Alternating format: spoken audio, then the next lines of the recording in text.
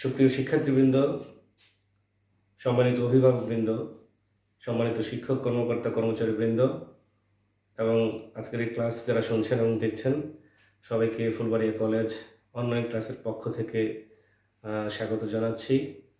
কোভিড-19-এর কারণে সমগ্র বাংলাদেশের ন্যায় ফুলবাড়িয়া কলেজ পরিবারও প্রত্যেকটি ক্লাসই অনলাইনের মাধ্যমে ডেলিভারি করে যাচ্ছে। তারই ধারাবাহিকতায় আজকে আমাদের সমাজবিজ্ঞান বিষয়ের নবম অধ্যায়ের সামাজিক ব্যবস্থা যে চ্যাপ্টারটা রয়েছে ওই চ্যাপ্টার সম্বন্ধে তোমাদেরকে আলোচনা করব। তার আগে আমাদের কলেজে সদ্য শেষ হয়ে গেল একাদশ শ্রেণীতে ভর্তি।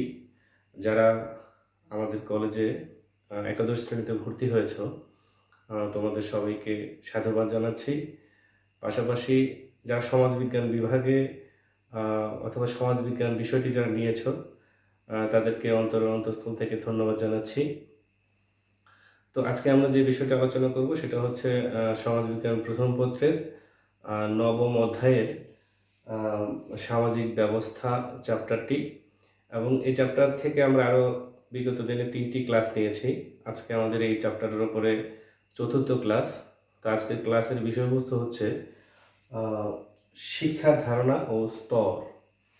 শিক্ষার ধারণা এবং স্তরে আমরা যে আলোচনাগুলো করব সেটি হচ্ছে প্রথমে আলোচনা করব সংজ্ঞা, এরপর আমরা শিক্ষার লক্ষ্য ও উদ্দেশ্য, এরপরে শিক্ষার স্তর, তারপর শিক্ষার ভূমিকা, শিক্ষার কার্যাবলী ও উদ্দেশ্য এবং শিক্ষা সম্পর্কিত বিভিন্ন মতবাদ। তো আজকে আমাদের যে আলোচনার বিষয়বস্তু তার মধ্যে প্রথম যে জিনিসটা সেটা হচ্ছে শিক্ষার সংজ্ঞা। আসলে শিক্ষা শব্দটি এসেছে সংস্কৃত শ্বাস শব্দ থেকে।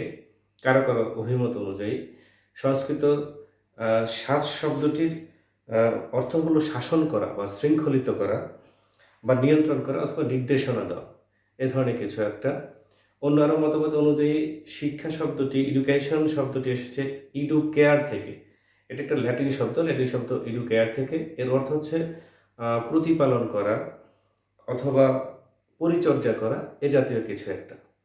তার মানে একটা মানব শিশু জন্মগ্রহণ করার পর থেকে সে তার পরিবেশ থেকে, তার প্রকৃতি থেকে, তার মা বাবার কাছ থেকে অথবা যে কোনোভাবে যা কিছু শিখে থাকে একটা পরিপূর্ণ রূপ লাভ করে, এই প্রক্রিয়াটাকে বলা হচ্ছে শিক্ষা। যেমন বিভিন্ন সমাজবিজ্ঞানী অথবা বিভিন্ন মনীষীদের কথা অনুযায়ী ব্রিটিশ শিক্ষাবিদ পিটি নান উনি বলেছেন, মানব সমাজের সদস্যদের উন্নত জীবনের আদর্শ উজ্জীবিত করে ভবিষ্যৎ প্রজন্মের উৎকর্ষ সাধন করার নামই হচ্ছে শিক্ষা। আবার গ্রিক দার্শনিক সক্রেটিস বলেছেন, শিক্ষা হচ্ছে সত্যের অনুসন্ধান। আবার সক্রেটিসেরই যিনি প্রধান শিষ্য ছিলেন প্লেটো, উনি বলেছেন শিক্ষা হচ্ছে এমন একটি শক্তি যা শিক্ষার্থীদের মধ্যে আত্ম উপলব্ধির জন্ম দেয়। আবার অ্যারিস্টটল বলেছেন, সুস্থ দেহে সুস্থ মন তৈরি করার নামই হচ্ছে শিক্ষা। তার মানে আমরা মনীষীদের, বিভিন্ন সমাজবিজ্ঞানীদের, বিভিন্ন দার্শনিকদের মতবাদ থেকে এই কথাটাই পাই যে শিক্ষা হচ্ছে একটা মনের বিকাশ। মানুষ জন্মলাভ করার পর শারীরিকভাবে বেড়ে উঠবে, শারীরিকভাবে পরিপূর্ণতা লাভ করবে, ঠিক তার পাশাপাশি সে তার মননশীলতার দিক থেকে, সে তার নৈতিকতার দিক থেকে এবং সে তার মানসিকতার দিক থেকে পরিপূর্ণতা লাভ করবে। এই প্রক্রিয়াটাকে বলা হচ্ছে শিক্ষা। তাহলে আমরা শিক্ষার সংজ্ঞাটা সম্বন্ধে মোটামুটি একটা ধারণা নিতে পেরেছি। এরপর আমরা আসবো শিক্ষার লক্ষ্য এবং উদ্দেশ্য। শিক্ষার নানাবিধ লক্ষ্য এবং উদ্দেশ্য রয়েছে। তার মধ্যে প্রথম যে বিষয়টা হচ্ছে সেটা হচ্ছে পারিপার্শ্বিক পরিস্থিতির সাথে খাপ খাওয়ানো। এটা হচ্ছে শিক্ষার মৌলিক লক্ষ্য। এরপর সমাজের অগ্রগতি, সুনাগরিকত্ব অর্জন, দেশাত্মবোধ তৈরি সহ শিক্ষার রয়েছে অসংখ্য লক্ষ্য এবং উদ্দেশ্য। জ্ঞান অর্জন, মানবীয় গুণাবলীর বিকাশ, ন্যায় বিচার প্রতিষ্ঠা, আত্মবিশ্বাস ইত্যাদিও শিক্ষার লক্ষ্য। মানুষের জীবনের শুরু থেকে শেষ পর্যন্ত প্রত্যেকটি দিন যে কাজকর্মগুলো মানুষ করে থাকে অথবা সমাজের সাথে খাপ খাওয়ানোর জন্য, তার পারিপার্শ্বিক পরিস্থিতির সাথে খাপ খাওয়ানোর জন্য, পরিবেশের সাথে খাপ খাওয়ানোর জন্য নিজস্ব জ্ঞান এবং তার আহ, অভিজ্ঞতা দুটোর সাথে সমন্বয় সাধন করার জন্য মানুষ যা কিছু করে থাকে তার প্রত্যেকটা জিনিসই হচ্ছে শিক্ষার লক্ষ্য এবং উদ্দেশ্য। তো আমরা শিক্ষার লক্ষ্য এবং উদ্দেশ্য সম্বন্ধে মোটামুটি একটা ধারণা পেয়েছি। এরপর হচ্ছে আমাদের শিক্ষার স্তর। শিক্ষা স্তর প্লেটো প্লেটো শিক্ষাকে দুটি ভাগে ভাগ করেছেন। উনি বলেছেন একটি শিক্ষা হচ্ছে প্রাথমিক শিক্ষা এবং আরেকটি হচ্ছে উচ্চতর শিক্ষা। ওনার দৃষ্টিকোণ থেকে প্রাথমিক শিক্ষা হচ্ছে 1 থেকে 20 বছর বয়স পর্যন্ত। উনি বয়সের ভিত্তিতে শিক্ষার স্তরায়িত করেছেন। 1 বছর বয়স থেকে 20 বছর বয়স পর্যন্ত এটা হচ্ছে প্রাথমিক শিক্ষা। এই প্রাথমিক শিক্ষার এই স্তরে প্রথম বছর থেকে 18 বছর পর্যন্ত মানুষ সাহিত্য, সঙ্গীত, প্রাথমিক গণিত ইত্যাদি শিখবে এবং পরবর্তীতে 18 বছর থেকে 20 বছর পর্যন্ত 2 বছর সময় শরীরচর্চা এবং সামরিক শিক্ষা সম্বন্ধে মানুষ শিক্ষা লাভ করবে। এরপর হচ্ছে উচ্চতর শিক্ষা। উচ্চতর শিক্ষা 3টি স্তরে বিভক্ত করেছেন উনি বলছেন 20 থেকে 30 বছর বয়স পর্যন্ত এটা একটা ভাগ। এই বয়সটাতে মানুষ গণিত, জ্যামিতি, জ্যোতিষশাস্ত্র এবং সঙ্গীত এই বিষয়গুলো সম্বন্ধে শিক্ষা লাভ করবে। এরপর হচ্ছে 30 থেকে 35 বছর সময়। 30 থেকে 35 বছর পর্যন্ত এই সময়টাতে মানুষ উচ্চতর দর্শন সম্বন্ধে শিক্ষা লাভ করবে প্লেটোর মতামত অনুযায়ী।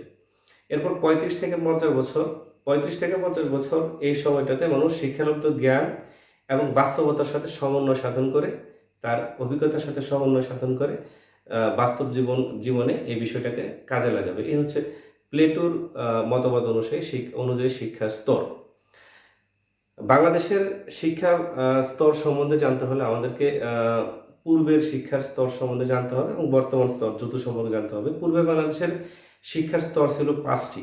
একটা হচ্ছে প্রাক প্রাথমিক শিক্ষা, একটা হচ্ছে প্রাথমিক শিক্ষা। প্রাথমিক শিক্ষার 3টা প্রকার। একটা হচ্ছে আনুষ্ঠানিক প্রাথমিক শিক্ষা, যেটা প্রথম শ্রেণী হতে 5ম শ্রেণী পর্যন্ত। এটা আমাদের আগের যে শিক্ষা স্তরটা ছিল সেটা। এরপরে গণশিক্ষা, যেটা নিরক্ষর লোকদের জন্য, এবং বয়স্ক শিক্ষা, যেটা নৈশকালীন সময়ে যেটাকে পরিচালিত করা হতো। এই তিনটাকে মিলিয়ে বলা হচ্ছে এটা হচ্ছে প্রাথমিক শিক্ষা। প্রাথমিক শিক্ষা, প্রাক প্রাথমিক শিক্ষা, প্রাথমিক শিক্ষা। এরপর একটা হচ্ছে মাধ্যমিক শিক্ষা। 6ষ্ঠ হতে 10ম শ্রেণী পর্যন্ত এই শিক্ষাটাকে বলা হচ্ছে মাধ্যমিক শিক্ষা। এরপর হচ্ছে উচ্চ মাধ্যমিক শিক্ষা। উচ্চ মাধ্যমিক শিক্ষাটা ছিল 11শ শ্রেণী হতে 12শ শ্রেণী পর্যন্ত। এটা হচ্ছে উচ্চ মাধ্যমিক শিক্ষা। এবং উচ্চ শিক্ষা এই 5টি স্তরে ভাগ ছিল। উচ্চ শিক্ষায় দেখা গেছে স্নাতক, স্নাতকোত্তর, এমফিল, পিএইচডি ডিগ্রি পর্যন্ত এগুলিকে বলা হতো উচ্চ শিক্ষা। বর্তমানে বাংলাদেশে 3 ধরনের শিক্ষা ব্যবস্থা বিদ্যমান রয়েছে। একটা হচ্ছে সাধারণ শিক্ষা। সাধারণ শিক্ষা হচ্ছে আবার 3 প্রকারের। সেটা হচ্ছে বিদ্যালয়, মহাবিদ্যালয় এবং বিশ্ববিদ্যালয়। কারিগরি শিক্ষা হচ্ছে ভোকেশনাল কারিগরি স্কুল, পলিটেকনিক এবং কারিগরি বিশ্ববিদ্যালয়, এটাকে বলা হচ্ছে কারিগরি শিক্ষা। এরপর হচ্ছে ধর্মীয় শিক্ষা। ধর্মীয় শিক্ষা বাংলাদেশের প্রেক্ষাপটে 5টি: ইবতেদায়ী, দাখিল, আলিম, ফাজিল এবং কামিল। এটাকে বলা হচ্ছে ধর্মীয় শিক্ষা। এরপর শিক্ষার ক্ষেত্রে আবার বিভিন্ন ধরনের বিষয় রয়েছে, যেমন চিকিৎসা রয়েছে, আইন, প্রযুক্তি, ললিত কলা, কম্পিউটার শিক্ষা ইত্যাদি বিভিন্ন ধরনের বিষয়ের শিক্ষা বাংলাদেশের প্রেক্ষাপটে রয়েছে। 2010 সালে গভর্নমেন্ট কর্তৃক শিক্ষাকে নতুনভাবে স্তরায়িত করা হয়েছে। নতুন স্তর অনুযায়ী প্রাক প্রাথমিক শিক্ষা আগে ছিল 6 বছর থেকে শিক্ষা গ্রহণ শুরু হবে। নতুন শিক্ষা ব্যবস্থা অনুযায়ী 5 বছরের উপরে যে কোনো ছেলে অথবা যে কোনো বাচ্চাকে প্রাক প্রাথমিক শিক্ষা অন্তর্ভুক্ত করা হবে এবং পরবর্তীতে আস্তে আস্তে এটাকে 4 বছর প্লাস শিশুদেরকে সহ এখানে অন্তর্ভুক্ত করে এটাকে সম্প্রসারিত করা হবে। এবং প্রাথমিক শিক্ষাকে 5 বছরের পরিবর্তে 8 বছর নিয়ে যাওয়া হয়েছে। তার মানে প্রথম শ্রেণী থেকে 8ম শ্রেণী পর্যন্ত প্রাথমিক শিক্ষা ধরা হয়েছে 2010 সনের শিক্ষার স্তরায়ন অনুযায়ী। এরপর হচ্ছে মাধ্যমিক শিক্ষা। মাধ্যমিক শিক্ষা 9ম থেকে 12শ শ্রেণী পর্যন্ত। এরপর হচ্ছে উচ্চ শিক্ষা। উচ্চ শিক্ষা হচ্ছে 12শ শ্রেণীতে যে শিক্ষাটা দান করা হবে সেটাকে বলা হয়েছে উচ্চ শিক্ষা। এরপর মাদ্রাসা বা ধর্মীয় শিক্ষা, ইসলাম ধর্মের বিভিন্ন সুযোগ সুবিধা সম্বন্ধে শিক্ষা দান করা ইত্যাদি বিভিন্ন বিষয় এখানে অন্তর্ভুক্ত করা হয়েছে। কারিগরি এবং ভোকেশনাল শিক্ষা, সেটা হচ্ছে শিক্ষিত এবং দক্ষ জনশক্তি রপ্তানির উদ্দেশ্যে এবং বাংলাদেশের বেকার সমস্যা নিরসনের উদ্দেশ্যে কারিগরি এবং প্রকৌশল শিক্ষার মাধ্যমে অশিক্ষিত অথবা নিরক্ষর লোকদেরকে অথবা সাধারণ শিক্ষায় শিক্ষিত এ ধরনের ব্যক্তিদেরকে দক্ষ জনশক্তিতে রূপান্তর করার একটি প্রক্রিয়া, এটাকে বলা হচ্ছে কারিগরি শিক্ষা। তার মানে আমরা 6টি স্তর 2010 সনের শিক্ষার স্তর অনুযায়ী আমরা 6টি স্তরে শিক্ষাকে ভাগ করতে পেরেছি। তো আমাদের শিক্ষার স্তর গেল। এরপর হচ্ছে আমাদের শিক্ষার ভূমিকা। শিক্ষার ভূমিকা আমরা প্রথমে যে জিনিসটা আলোচনা করবো সেটা হচ্ছে ব্যক্তিগত জীবনের পূর্ণ বিকাশ।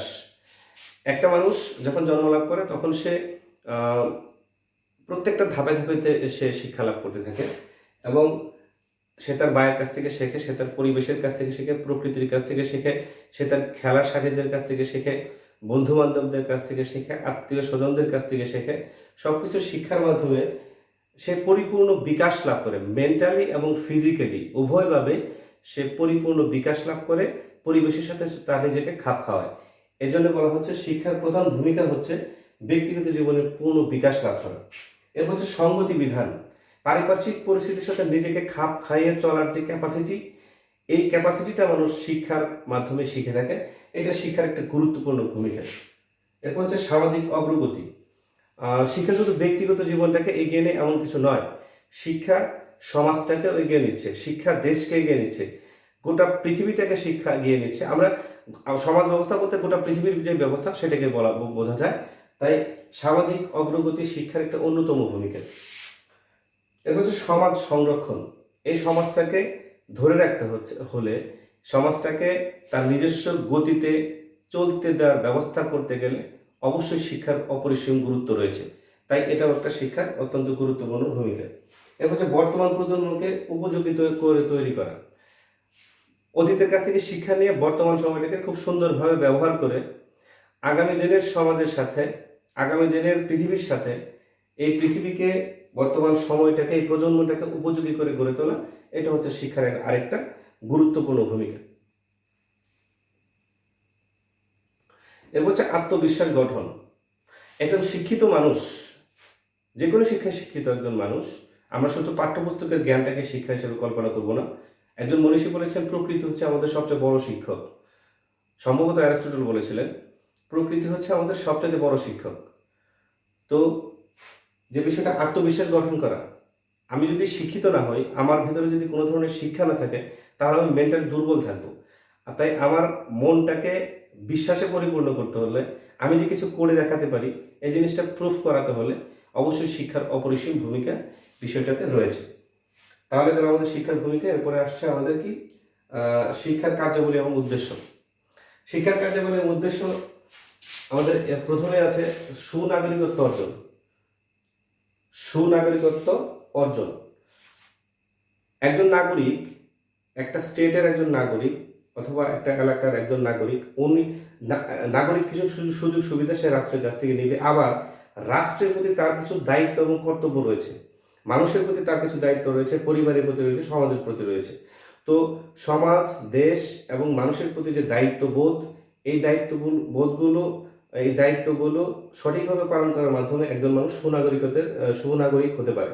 এই সুনাগরিক হতে হলে অবশ্যই শিক্ষার ভূমিকা রয়েছে, শিক্ষিত হতে হবে, শিক্ষা গ্রহণ করতে হবে।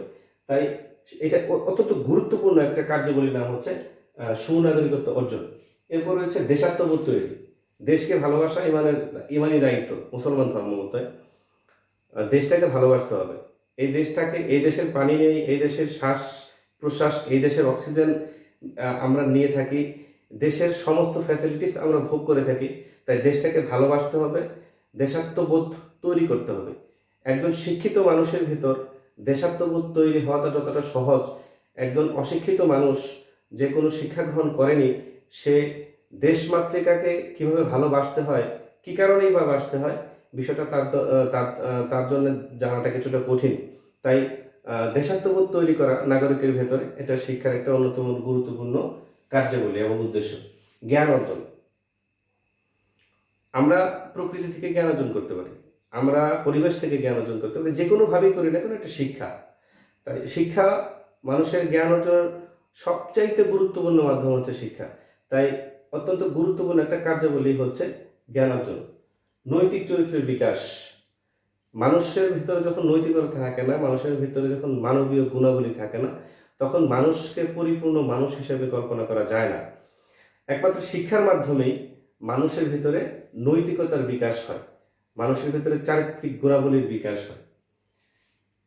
এর হচ্ছে ন্যায় নীতি ও বিশ্ব ভ্রাতৃত্ববোধ প্রতিষ্ঠা। ন্যায় নীতি, কোন কাজটা অন্যায়, কোন কাজটা ন্যায়, কোন কাজটা ভালো, কোন কাজটা মন্দ, এই পার্থক্যটা আমরা অবশ্যই শিক্ষার মাধ্যমে পেতে পারি। বিশ্ব ভ্রাতৃত্ববোধ তৈরি করা, গোটা পৃথিবীটাকে আমার নিজের একটা সমাজ হিসাবে কল্পনা করতে হবে। আজকে আমরা বাংলাদেশে বসে আছি, আজকে ভারতের নাগরিকরা বিভিন্ন প্রবলেমে আছে। আমাদের দ্বারা যদি সম্ভব হয় তাহলে আমরা তাদের সাথে কমিউনিকেট করে তাদের প্রবলেম সলভ করাটা, এটা আমাদের একটা অবশ্যই একটা বিশ্ব ভ্রাতৃত্ববোধের পরিচয় দেওয়া হবে। আমরা দেখেছি বাংলাদেশ অল্প কিছুদিন আগে মিয়ানমার থেকে ফিরে আসা অথবা মিয়ানমার থেকে চলে আসা 10 লক্ষ রোহিঙ্গাকে আজও পর্যন্ত, এখনো পর্যন্ত তাদেরকে খাওয়াচ্ছে, পড়াচ্ছে, থাকার জায়গা দিয়েছে, তাদেরকে নিরাপত্তা বিধান করেছে। এটা বিশ্ব ভ্রাতৃত্ববোধের একটা অন্যতম নিদর্শন, যে কাজটা বাংলাদেশ গভর্নমেন্ট করেছে। এটা একমাত্র শিক্ষিত মানুষের দ্বারা অথবা শিক্ষা গ্রহণ করলেই একমাত্র কোনো মানুষের দ্বারা করা সম্ভব, আদারওয়াইজ এই জিনিসটা কারো দ্বারা করা সম্ভব নয়। তাই বিশ্ব ভ্রাতৃত্ববোধ প্রতিষ্ঠা, এটা অবশ্যই শিক্ষার একটা অন্যতম গুরুত্বপূর্ণ কার্যাবলীর মধ্যে পড়ে। আত্মবিশ্বাস সৃষ্টি, কিছুক্ষণ আগে আমি আলোচনা করেছি, মানুষের ভিতরে আত্মবিশ্বাস সৃষ্টি করতে হলে তাকে অবশ্যই শিক্ষায় শিক্ষিত হতে হবে। প্রাতিষ্ঠানিক অথবা অপ্রাতিষ্ঠানিক শিক্ষা, যে একটা শিক্ষাই মানুষকে তার মনোবল বাড়াতে পারে। কারিগরি শিক্ষায় শিক্ষিত একজন মানুষ কখনোই না খেয়ে মরবে এমন কিছু নয়, সে কিছু না কিছু একটা করতেই করবে। সে যদি একটা চাকরি করে করবে, অথবা ব্যবসা করে করবে, অথবা সে যদি কিছু নিজে নিজে তৈরি করে বানিয়ে বাজারে বিক্রি করে হলেও সে কিন্তু চলতে পারবে, নিজেকে চালাতে পারবে, পরিবারকে চালাতে পারবে, সমাজকে চালাতে পারবে। তাই আত্মবিশ্বাস সৃষ্টি করলে, যে কোনো ব্যাপারে আত্মবিশ্বাস সৃষ্টি করার জন্য শিক্ষা হচ্ছে একটা অন্যতম গুরুত্বপূর্ণ। এই জন্য শিক্ষার কার্যাবলী এবং উদ্দেশ্যের মধ্যে আত্মবিশ্বাস সৃষ্টি করা একটা অন্যতম গুরুত্বপূর্ণ উপাদান। এরপর আমাদের যে বিষয়টা রয়েছে সেটা হচ্ছে শিক্ষা সম্পর্কিত বিভিন্ন তত্ত্ব। শিক্ষা সম্পর্কিত কার্ল মার্কস এর তত্ত্ব রয়েছে, কার্ল ম্যানহেইমের তত্ত্ব রয়েছে, ডুরখেইমের তত্ত্ব রয়েছে। কার্ল মার্কস শিক্ষার যে তত্ত্ব দিয়েছেন সেখানে উনি শিক্ষাকে সরকারিকরণের চাইতে জাতীয়করণের উপর গুরুত্ব দিয়েছেন বেশি করে। মার্কস ওনাকে যারা সমর্থন করেন তাদের মতে শিক্ষা জাতীয়করণ হওয়াটা বেশি জরুরি। প্রতিষ্ঠানের একটা সরকারি অথবা বেসরকারি কোনো একটা প্রতিষ্ঠানের আইন কানুন ঠিকঠাকভাবে মানা হচ্ছে কিনা, এই বিষয়টা দেখতে হলে প্রতিষ্ঠানের একটা কর্ণধার নিযুক্ত করা উচিত। ওনার মতে দেশের শিক্ষা ব্যবস্থা স্বায়ত্তশাসিত থাকবে, সরকারের সরাসরি হস্তক্ষেপ থাকবে না। সরাসরি হস্তক্ষেপ না করেও সরকার এটাকে পৃষ্ঠপোষকতা করবে এবং শিক্ষা সেক্টরের একজন মানুষের উপর অথবা একাধিক কর্তা ব্যক্তির উপর দায়িত্ব দিয়ে সরাসরি গভর্নমেন্ট প্রভাব বিস্তার না করে তাদেরকে স্বায়ত্তশাসনের মাধ্যমে একটা ব্যবস্থা করবে। এই ধরনের মতবাদ প্লেটো দিয়েছেন। এবং ম্যানহেইম মতবাদ দিয়েছেন বৈজ্ঞানিক জ্ঞান এবং সততার উপর ভিত্তি করে জ্ঞানের সমাজজ্ঞানকে উনি প্রধান ধরে কিছু মতবাদ দিয়েছেন। এরপরে ডুরখেইমের মতবাদ রয়েছে, বিভিন্ন মতবাদ রয়েছে। আসলে সাম্প্রতিক সময়ে পরীক্ষাগুলোতে শিক্ষার মতবাদ এই বিষয়টা তোমাদের খুব বেশি কমন পড়ে না, এরপরে তোমরা বাড়িতে বসে কিছুটা দেখে নেবে। সুপ্রিয় শিক্ষার্থীবৃন্দ, আমরা প্রতিনিয়তই অনলাইন ক্লাসগুলো হচ্ছে, অনলাইন ক্লাসগুলো শুধু হলে পরেই হবে না, তোমরা যদি কানেক্টেড থাকো, সবসময় প্রত্যেকটা সাবজেক্ট যদি ভালোভাবে দেখো, অনলাইন ক্লাসের অনেকগুলো সুবিধাও রয়েছে।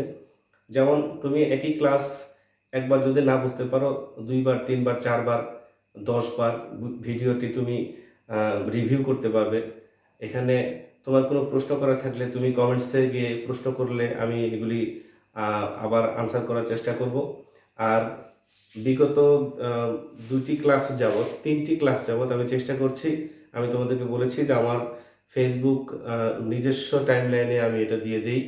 এরপরে ফুলবাড়িয়া কলেজ অনলাইন ক্লাস এই পেজে রয়েছে। এরপর ইউটিউবেও তোমরা আমার ক্লাসটি পেতে পারো। মাসুম একটা স্পেস দিয়ে PMASUM একটা স্পেস দিয়ে পি লিখবে, মাসুম পি। এই আহ, আহ, এই চ্যানেলে গেলেই তোমরা ইউটিউবে এই ক্লাসটি দেখতে পারবে। তো আমি আশা করব তোমরা প্রত্যেকটা ক্লাসে অত্যন্ত সুন্দরভাবে ভিউ করবে, দেখবে, বোঝার চেষ্টা করবে এবং বাড়িতে বসে স্টাডি করবে। বারবার প্রত্যেকটা ক্লাসের পরে যে জিনিসটা বলি, বাড়ির বয়স্কদেরকে এবং বাচ্চাদেরকে তোমরা পূর্বের তুলনায় একটু বেশি করে কেয়ার নেবে, কারণ তারা মেন্টালি আসলে আসলে এই সময়টাতে তারা কিছুটা উইক। ঘর থেকে বের হওয়া যায় না, বের হলে পরে বিভিন্ন ধরনের স্বাস্থ্যবিধি মেনে চলতে হয়। আসলে আমরা যারা বাঙালি এত বেশি নিয়ম শৃঙ্খলার মধ্যে আমরা খুব বেশিক্ষণ থাকতে পারি না। তাই তোমরা সকল স্বাস্থ্যবিধি মেনে চলার মাধ্যমে তোমরা ভালো থাকো, সুস্থ থাকো এবং আগামী দিনে যখন ক্লাস শুরু হবে, আমরা যখন কলেজে ক্লাস শুরু করব তখন তোমাদের সাথে দেখা হবে, সেই প্রতীক্ষায় রইলাম। সবাই ভালো থাকো, সুস্থ থাকো। আসসালামু আলাইকুম ওয়া রাহমাতুল্লাহি ওয়া বারাকাতুহু।